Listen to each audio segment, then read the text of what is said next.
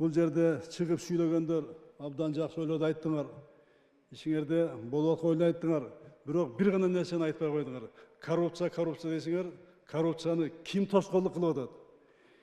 Ким ошол кайсы министерство ведомство, кайсы адам, ким, кандай жол менен тоскоолдук кылганын айткан жоксуңар. Бул айтылыш керек. Мен кылсам коррупцияны Жээнбеков, мына кылып атса, аты айтылыш керек Жээнбеков деп. Же башка министерство ведомство бирок кылып атса, аты айтылыш керек. Анан оңолобуз. Жок, дагы эле сен мага тийбе, мен сага тийбейин деп жүрө берсек, коррупция, Кыргызстанда коррупция көп, толтура коррупция, каяка барсаң коррупция дей берсек, атын айтпай. Анда оңолбойбуз, урматтуу агайын туугандарым. Оңолбойбуз анда. Мына мен өзүм айтып атам, президент катары. Муну мен каалап атам, оңололу деп. Мен баштап аткандан кийин, мен айтып аткандан кийин, баарыбыз тең чогуу атын айтыш керек. Мен билем мынакей. Элге жолугуп атам, барганда айтып атам, урматтуу агайын туугандарым, коррупция деп атасыңар. Эмне үчүн турган кайга акча берип атасың? Эмнеге госреестрге кирип алып, архитекторго кирип алып, тез акча берип атасың?